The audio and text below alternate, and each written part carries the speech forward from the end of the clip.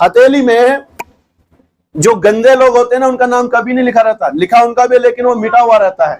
लेकिन जो लोग आप परमेश्वर विश्वास करते हो उनका नाम ऊपर रहता है लिस्ट में।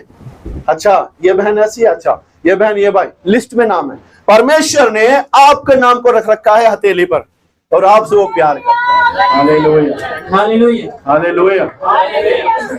लिखा है यहोशापात डर गया, यहोवा खोज में लग गया, पहली बात। दूसरा आपको क्या काम करना है?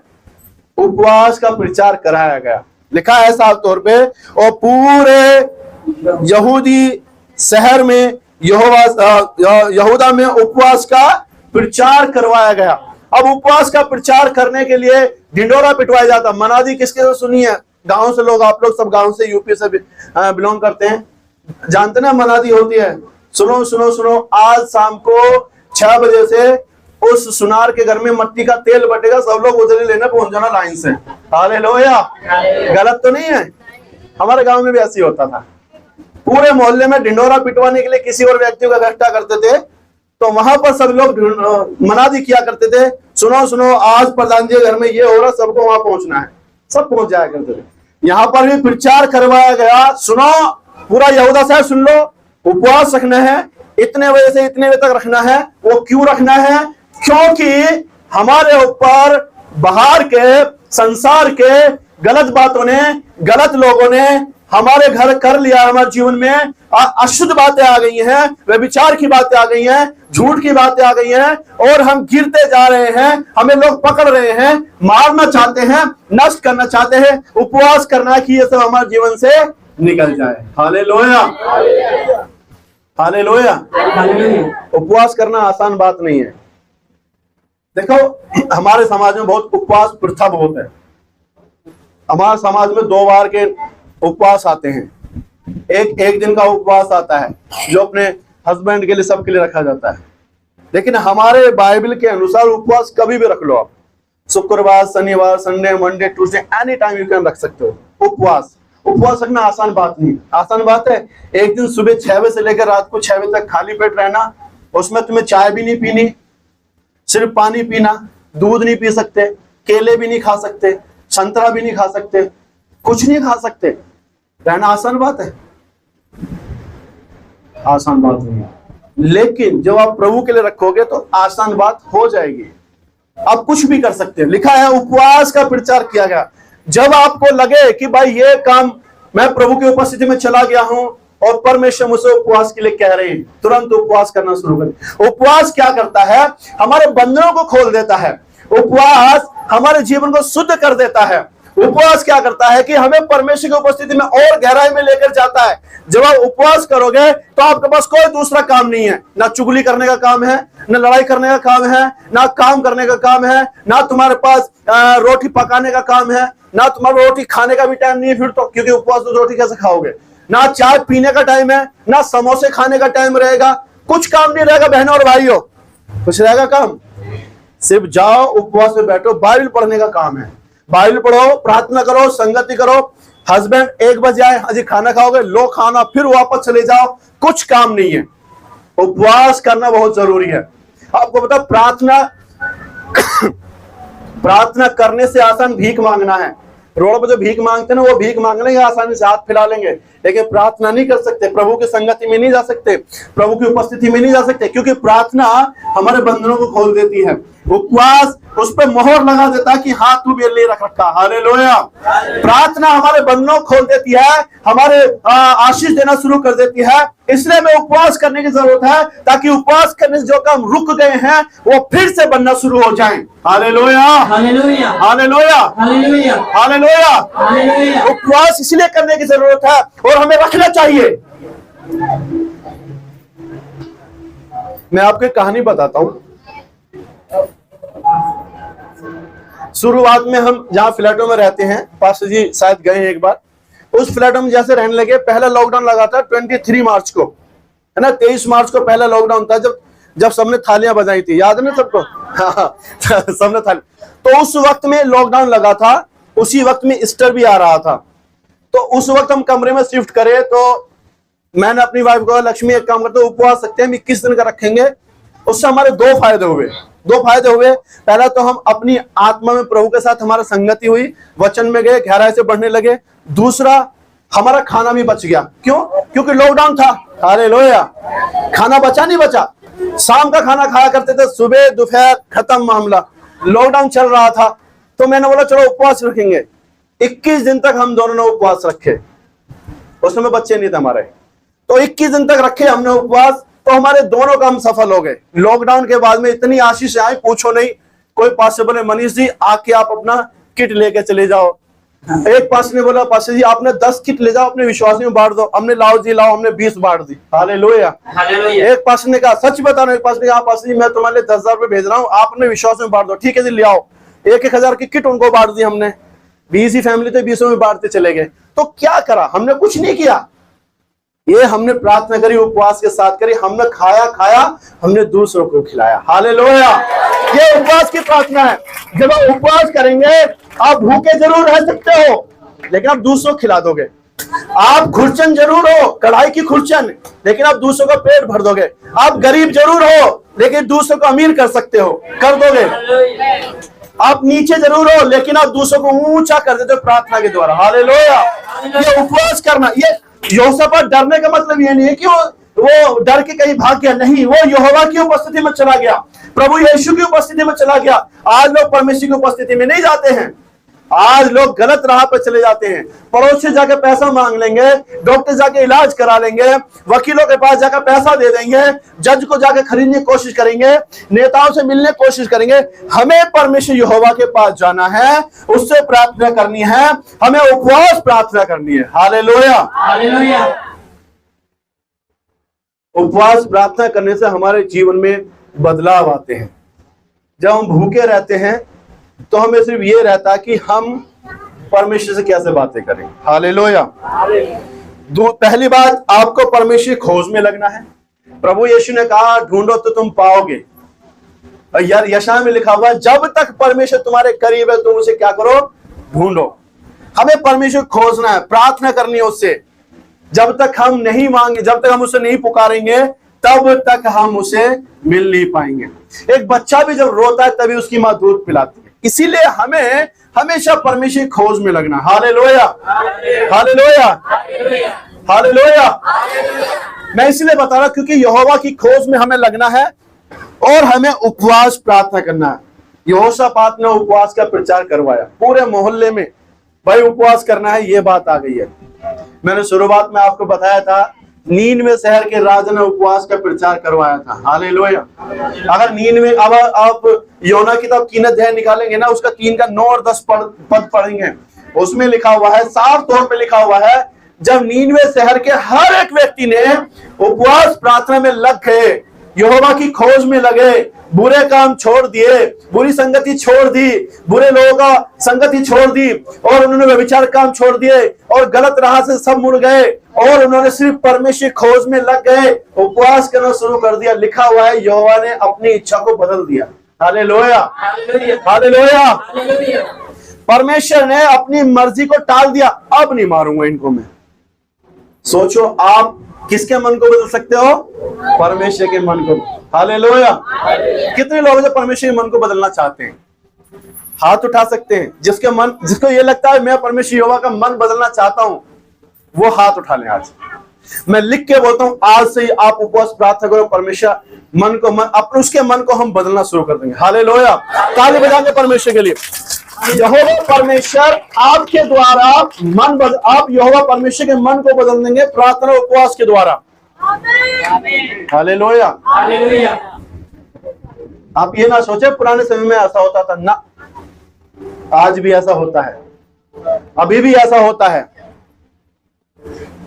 जब आप उपवास प्रार्थना करेंगे, यहोवा खोज में लगेंगे, सब वस्तुएं यूं ही मिलती चली जाएंगी। लिखा हुआ है साफ तौर पर उपवास का प्रचार। उपवास हमें करना चाहिए, फास्टिंग, जो कि परमेश्वर के गहराई में जाने का एक जरिया है, जो कि परमेश्वर के संगति में बढ़ने का एक जरिया है, जो कि परमेश्वर के मन को जानने का एक जरिया है, जो कि परमेश्वर के मन को बदलने का एक जरिया है।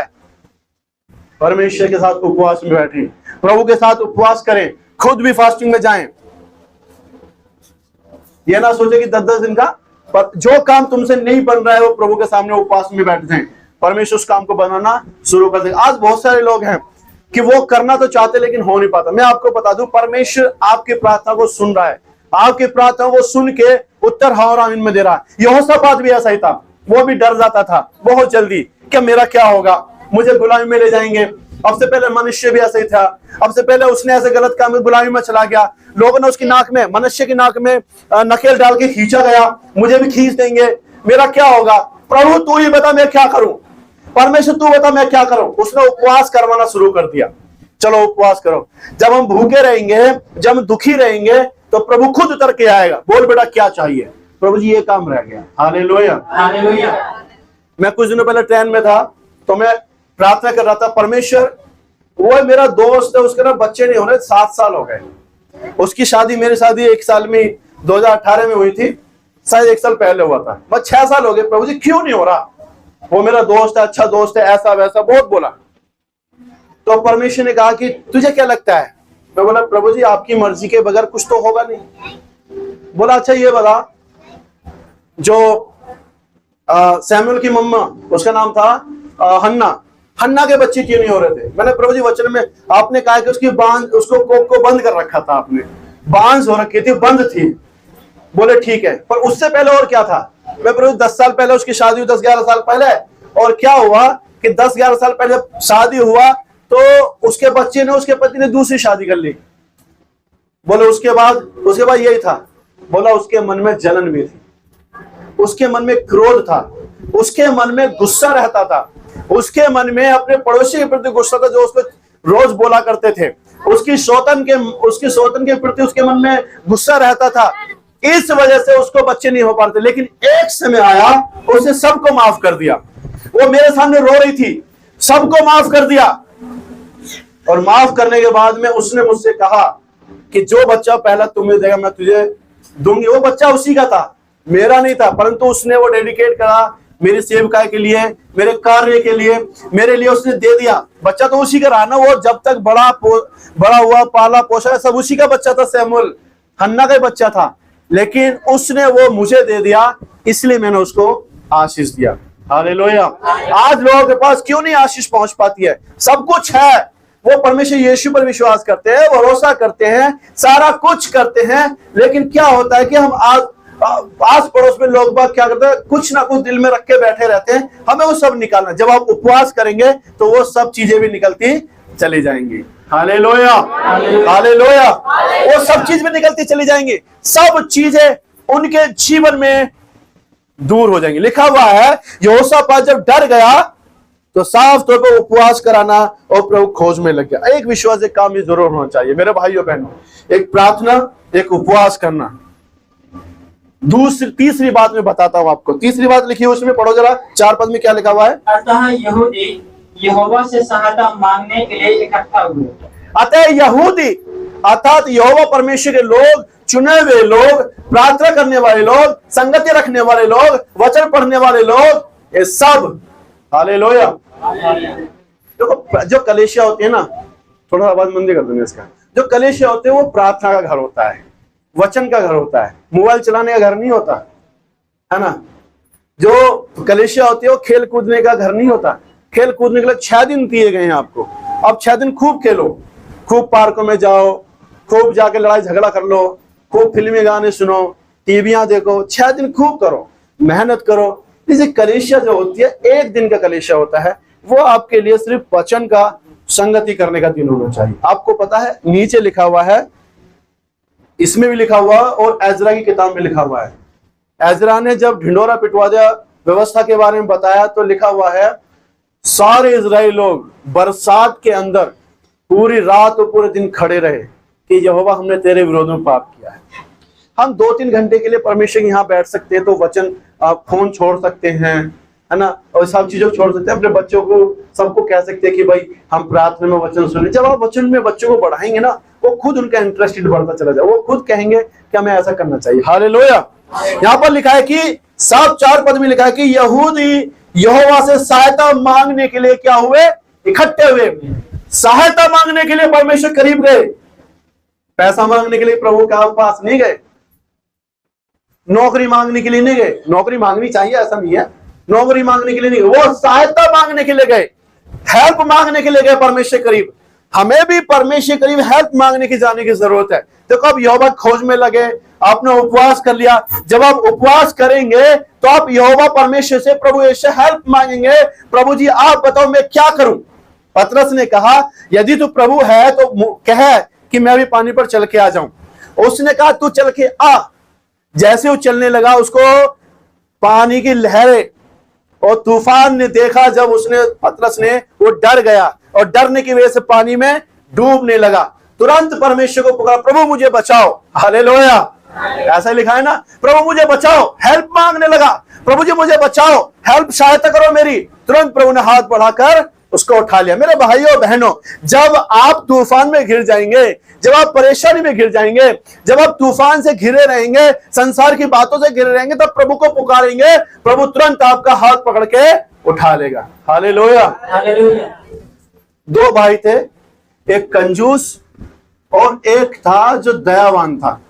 दोनों भाई, एक दानी और एक कंजूस था। तो एक बार क्या हुआ कि दोनों के पास लोग जाते हैं, भाई कुछ हेल्प करो। कंजूस तो बोलता भाई मेरे पास कुछ नहीं है, मेरे भाई के पास जो वही दानी है। तो वो दानी के पास गए, हाँ जी कुछ हेल्प कर दो। उस दानी ने पैसे वैसे जो कुछ निकाल के देना था वो दे दिया। एक दिन क्या हुआ, दोनों भाई जा रहे थे, रेल की पटरी पर जा रहे थे, अचानक से कंजूस गिर गया। उसने पटरी पकड़ ली और गिर गया। गिरने के बाद उसने अपने भाई को आवाज लगाया, भाई दौड़ कर आया, अरे क्या हुआ क्या हुआ। तो उस दानी ने सोचा कि मेरा भाई कंजूस है, ये तो अपना हाथ देगा नहीं, मैं खुद ही अपना हाथ पकड़ा देता हूं ताकि मेरा हाथ पकड़ के ऊपर चढ़ाए। हालेलुया। हम कंजूस हैं लेकिन प्रभु कौन है, हमारा दानी है, वो अपना हाथ खुद बढ़ाता है। हम नहीं दे सकते उसे अपना, प्रभु जी लो मेरा हाथ पकड़ो ना। प्रभु के सामने हम, प्रभु खुद हम हमारे तो अपना हाथ बढ़ाता है। इंसान कंजूस है या नहीं, कंजूस होता है इंसान, उसके जीवन में परेशानी हुई से वो प्रभु के पास अपना हाथ नहीं थमा सकता, प्रभु के सामने अपने आप को सीधा नहीं खड़ा कर सकता, घमंड में रहता है। लेकिन प्रभु दानी है, वो हमें अपना हाथ देकर खींच लेता। पतरस को भी खींच लिया उसने प्रभु ने। जब उसने देखा कि चारों तरफ से लहरें डुबा रही हैं, जब इंसान डूबने लगता है, जब इंसान परेशान होने लगता है, आप याद रखना प्रभु आपको हाथ देकर खींचना शुरू कर देता है। हालेलुया। भजन संहिता में लिखा है कि उसने मुझे दलदल की कील से निकाला। और दलदल में जो होते हैं वो धसे रहते हैं, और धसे रहते तो उनको खींच कर निकालना पड़ता है। पाप के संसार की दलदल में फंसे रहते हैं, प्रभु ने खींच कर निकालता है। हालेलुया। हेल्प प्रभु से मांगनी है। अब आप ये सोचेंगे भाई पैसे की जरूरत पड़ेगी, 500 रुपए की जरूरत पड़े तो प्रभु से मांगो, प्रभु कैसे आके देगा, है ना, ये बात होती है ना। सच बात है, प्रभु आपको पैसे देगा ही नहीं, लेकिन प्रभु ने आदमी तो ठहरा रखे। मैं आपको बताना भूल गया था शुरुआत में, सच बताता हूं, पास्टर जी ने मुझे सुबह फोन किया और 2-3 दिन से मेरे मन में आ रहा था कि मैं इस संडे किसी को अपने चर्च में बुलाऊंगा, प्रचार करवाऊंगा। तो पास्टर जी ने सुबह मुझे 8:30 बजे फोन किया कि भाई आज तो वचन देने आना है। मैं मना करने वाला था, मैं नहीं जाऊंगा, आज क्या करूंगा वहां जाके। ये पास्टर जी के जो मन में चला था वही मेरे मन में चल रहा था। पास्टर जी के मन में चला था मैं किसी को प्रचार करने के लिए बुलाऊंगा, मैं किसी और को बुलाता, पास्टर जी को नहीं बुलाता, क्योंकि पास्टर जी थोड़ा इधर दूर से आना जाना करते हैं। तो मेरे यहाँ लोग कम है, 30-35 लोग हैं, तो मैं आ जाता हूँ। तो मेरे मन में चला था मैं प्रभु जी किसी को बुलाऊंगा, प्रचार कराऊंगा, क्योंकि मेरा सच बताता हूँ परमेश्वर की अगुवाई में मेरा मन नहीं था मैं आज प्रचार करूं कलीसिया में। लेकिन सुबह मैंने वचन रात को तैयार किया, प्रचार का सब कुछ किया। आज मेरी आंख में सुबह से ही दर्द और खड़क हो रही है ना, मेरी ये आंख सुबह से ही 10 बजे से परेशान कर रही है मेरे को। मैंने प्रार्थना करी प्रभु जी से ठीक करो, थोड़ा ठीक तो है लेकिन फिर भी खड़क बहुत हो रही है। मैं आना नहीं चाह रहा था, मैं जाऊंगा नहीं, प्रभु जी क्या करूंगा, बोल रहा हूँ पास्टर जी आप आज खुद देख लीजिएगा, कोई दिक्कत नहीं है। लेकिन परमेश्वर का आत्मा रुका नहीं, बोले चलो चलते हैं, चलो चलते हैं। हालेलुया। जानते क्यों? इसलिए नहीं कि वो उदास है या फिर प्रभु उनके मन में बात कर, परमेश्वर ने उनके द्वारा मुझे बुलाया ताकि आज की रोटी आप मेरे द्वारा खाएं। हालेलुया। और प्रभु के वचन में लिखा कि हमें इस रोटी को तुच्छ नहीं समझना है। हालेलुया। तुच्छ नहीं समझना है, लिखा है साफ तौर पे कि संगति, हेल्प मांगनी है परमेश्वर से। मैं कहना चाह रहा था कि अगर आपको 1000 रुपए की जरूरत होगी तो प्रभु आपको पैसे नहीं देगा, लेकिन लोग ठहरा रखें जो आपकी हेल्प करने के लिए दौड़कर चले आएंगे। हालेलुया। हालेलुया। जब एलिया ने कह दिया कि 3.5 साल तक अकाल रहेगा, बारिश नहीं होगी, कुछ नहीं होगा, सब कुछ खत्म हो जाए, वो अकाल एलिया के लिए भी था। परमेश्वर ने कहा तू उठ, यहां से उठ और किद्रोन नाले में चला जा, वहां पर तो खाना पीना खाया करना, मैंने तेरे लिए कौवों को, किसको, कौवों को आदेश दे रखा, तू जाके वहां पर रहना। बोला ठीक है प्रभु, चला जाऊंगा। अब सोचिए, आदमी कोई खाना देने के लिए नहीं आ रहा था एलिया को, ना ही कोई जानवर आ रहा था, न कोई हाथी वहां पर था, वहां पर कौवे थे। कौवे जो लालची हुआ करते हैं, कौवे जो एक दूसरे को सुनना पसंद नहीं करते, वो लोग दोपहर को, वो लोग सुबह को नाश्ते के रूप में और शाम को डिनर के रूप में खाना लाया करते थे, वो भी चिकन और रोटियां। हालेलुया। हालेलुया। हालेलुया। हालेलुया। आप रोज नहीं खाते होंगे, लेकिन एलिया रोज चिकन खाया करता था। कहां से ला रहे थे वो लोग, किसी को नहीं पता, लेकिन ला जरूर रहे थे वो लोग। लिखा है कि परमेश्वर यहोवा स्वयं उतर के उसकी हेल्प करने नहीं आया, परमेश्वर ने अपने कौवों को दे दिया, हाँ भाई चलो उठ के वहां जाओ। सोचिए 10 कौवे होंगे, है ना। एग्जाम्पल लिया, ऐसा कभी कभी सोचो दिमाग में, जब खाट पे आप सोते हो ना, खाट पे आप ये सोचो करो कि प्रभु एलिया ने खाना खाया कैसे। वो 10 कौवों को तूने आदेश दिया, 20 कौवों को, 20 कौवे ले लीजिए, 20 कौवों को अपने आदेश दिया, 20 में से 20 कौवों ने मांस की टुकड़ा उठा लिया। आप कितना खाते, इतना खाते हैं ना आपको, है ना पास जी, आप इतना खाते, एलिया इतना खाता होगा, मान लीजिए इतना मोटा मांस का टुकड़ा उठा लिया, बिना हड्डी वाला, बिना हड्डी का, उसका गूदे गूदे वाला। अब 20 बोटी लाके उसके सामने रख दिया। एलिया 4 रोटी खाता होगा, है? और कौवों ने भी भाई सोचा कि यार 10 हैं हम लोग तो क्या करें, 10 ने टुकड़े बांट लिए होंगे, वैसा कौवे ज्यादा हो गए, 10 टुकड़े बांट के वहां रख दिया। 10 रोटी वहां हो गई, 10 मांस का टुकड़ा हो गया। एलिया खा नहीं पाता होगा, 10 का मांस का टुकड़ा कोई नहीं खा सकता, आधे किलो चिकन हो जाता है। हालेलुया। परमेश्वर ऐसे ही आपकी हेल्प करेगा। आपने कहा प्रभु जी मुझे 1000 रुपए की जरूरत है, शाम को मुझे देने हैं, आप मेरी हेल्प करो, क्योंकि मेरा आपके अलावा कोई भरोसा नहीं है। मैं आपको बता देता हूं, प्रभु तुरंत आपके लिए कोई ना कोई बंदे को भेजेगा, जैसे आज की रोटी के लिए मुझे चुना। हालेलुया। हालेलुया। हालेलुया। हालेलुया। जब आप प्रभु से सहायता मांगेंगे तो प्रभु हेल्प करेगा। जब आप डॉक्टर से हेल्प मांगेंगे, डॉक्टर हेल्प करेगा। जब आप किसी मनुष्य से मांगेंगे, मनुष्य हेल्प करेगा। वो आपको ताना मार सकता है, लेकिन प्रभु आपको हेल्प करने के बाद भी ताना नहीं मांगेगा, और हो सकता है वो 1000 रुपए आपको देने भी ना पड़े। हालेलुया। उदाहरण के तौर पर बताता हूं, मैं बाई चांस मुझे कहीं जाना होता है तो मैं किसी से मिलने के लिए गया, और मुझे उस समय पैसे की हेल्प भी होती है, मैं नाम नहीं बता सकता हूं, तो मैं उनसे बोलता हूं भाई प्रभु जी आज मुझे पैसे की जरूरत तो है, 500-600 की जरूरत है, क्या किया जाए, कुछ पैसे मेरे पास हैं, कुछ मुझे दिलवा दीजिए। तो किसी भाई ने बुला लिया, अपने घर पे खाने पीने चले गए, तो वो ऑफरिंग में दे देते हैं, ऑफरिंग में उन्होंने कुछ पैसे दे दिए, ऐसे नहीं बता सकते ना कितने देते हैं, तो ऑफरिंग में कुछ दे दिए। तो घर पे जाके देखा बस सही है प्रभु जी तेरा धन्यवाद, वो वापस भी नहीं करने पड़ेंगे ना, मेरे को वापस भी देने नहीं पड़ेंगे, उधार भी नहीं मांगा। परमेश्वर आपकी हेल्प भी ऐसी करेगा जब आप सहायता मांगे। तो पैसे की बात कर रहा हूं, माफी चाहता हूं, लेकिन फिर भी जब आप जो चीज परमेश्वर से मांगेंगे प्रभु आपको देगा। अगर आप परमेश्वर से अपनी जरूरतें मांगेंगे, कलीसिया को बढ़ाने के लिए मांगेंगे, कलीसिया में एसी मांगेंगे, कलीसिया में कूलर मांगेंगे, कलीसिया को बड़ा और बड़ा मांगेंगे, 100 गज की मांगे, 200 गज की मांगे, प्रभु आपको देगा। परमेश्वर आपको बढ़ाएगा और परमेश्वर आपको डेवलप करेगा। जब आप कहेंगे प्रभु जी हमें इस चीज की जरूरत है, प्रभु आपको देना शुरू कर देगा। प्रभु इस दीवार को तोड़ के आगे बढ़ा दीजिए, प्रभु तोड़वाना शुरू कर देगा। क्यों? क्योंकि परमेश्वर को पता है कि यहाँ पर लोगों की जरूरत है। हालेलुया। हालेलुया। सहायता मांगनी है परमेश्वर से, हेल्प मांगनी है। यहोशापात किसी मनुष्य के पास नहीं गया, यहोशापात ने किसी दूसरे राजा से हेल्प नहीं मांगी, यहोशापात ने मिस्र में जाके हेल्प नहीं मांगी, यहोशापात ने यहूदा से, इस्राएल से नहीं मांगा, यहोशापात ने नीनवे शहर से कुछ नहीं मांगा, सिर्फ वो खुद अपने सर्वशक्तिमान परमेश्वर की उपस्थिति में गया। हालेलुया। हालेलुया। प्रभु उसमें सुन लेता है। हमारे चर्च में एक बहन आती है, जब शुरुआत में पहले दिन कलीसिया में आई, उसके यहाँ पर दर्द रहा करता था 4-5 साल से।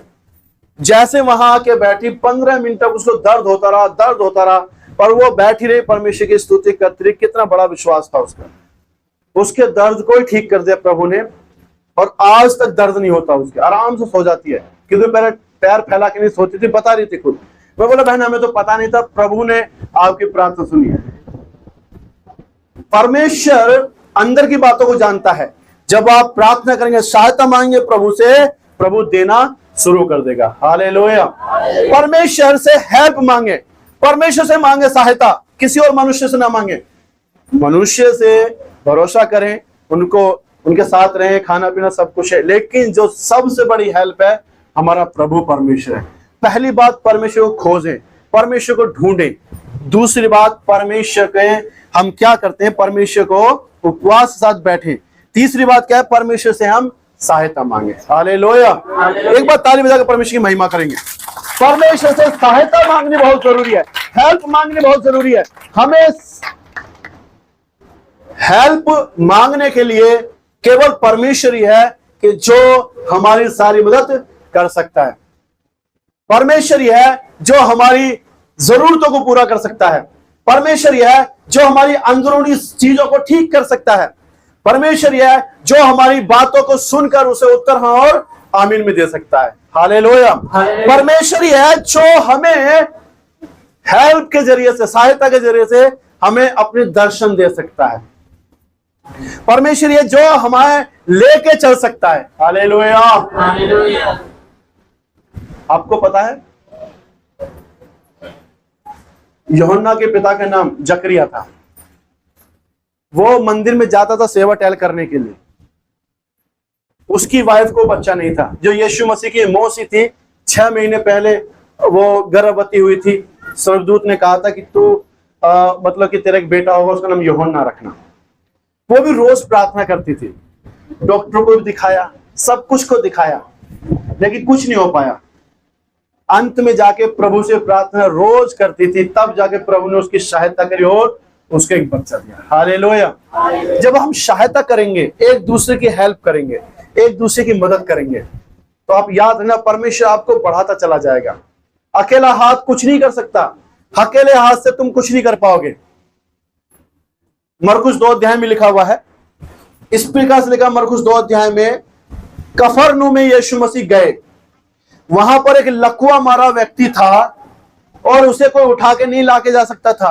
वो खुद चल के भी नहीं आ सकता था, उसके पूरे शरीर में लकवा मारा हुआ था। हालेलुया। उसको कोई भी डॉक्टर के पास नहीं लेके जा सकता, क्योंकि लकवा मारा व्यक्ति जब पूरा शरीर में पड़ा रहता है तो टॉयलेट वहीं कर देता है। सबको पता है, उसका कोई रखवाली नहीं था, टॉयलेट वहीं पड़ा हुआ है, उसका पोटी वहीं पड़ी हुई है, कपड़े ऐसे ही पड़े हुए हैं, बदबू मार रहा है, दुर्गंध मार रही है, लोग उसे देखना पसंद नहीं कर रहे हैं, महक दूर तक मारती रहती है, क्योंकि वो उल्टी वहीं कर देता है, सारी चीजें वहीं पड़ी हुई है, कोई उसे पसंद नहीं करता। लेकिन वह 4 व्यक्तियों ने उसकी सुधि ली। लिखा है 4 व्यक्तियों ने सुधि लेकर प्रभु यीशु मसीह के करीब लेके गए और वह ठीक हो गया। हालेलुया। हालेलुया। हालेलुया। ऐसे लिखा है ना, ठीक हो गया। लोग चिढ़े, लेकिन प्रभु ने उसे ठीक कर दिया, उठ और चल फिर। अगर वो 4 लोग नहीं आते तो क्या वो व्यक्ति ठीक हो पाता? नहीं हो पाता। यदि 4 लोग उसे उठा के प्रभु करीब नहीं लेके जाते, क्या प्रभु की महिमा हो पाती? नहीं हो पाती। 4 लोगों का मतलब यूनिटी है, 4 लोगों में संगति है, हेल्प करना, एक दूसरे की मदद करना बहुत जरूरी है। जब तक आप एक दूसरे की हेल्प नहीं करोगे तो आप याद रखना आप किसी काम को नहीं कर पाओगे। लिखा हुआ है नित्य प्रार्थना करना। जब वो सारे लोग 120 लोग वहां पर खड़े होकर प्रार्थना कर रहे थे कमरे के अंदर, पतरस के पास स्वर्गदूत गया और जाकर उसको जेल खाने से छुड़ाकर लेकर आ गया। हालेलुया। हालेलुया। आपकी हेल्प, एक दूसरे की हेल्प आपको एक दूसरे को उठा सकती है, और जब आप परमेश्वर से हेल्प मांगेंगे, परमेश्वर आप सबको उठाना शुरू कर देगा। हालेलुया। परमेश्वर से यहाँ पर लिखा यहोशापात डर गया, यहोवा खोज में लग गया, उपवास प्रचार करा दिया और सहायता मांगने के लिए सब लोग इकट्ठे हो गए।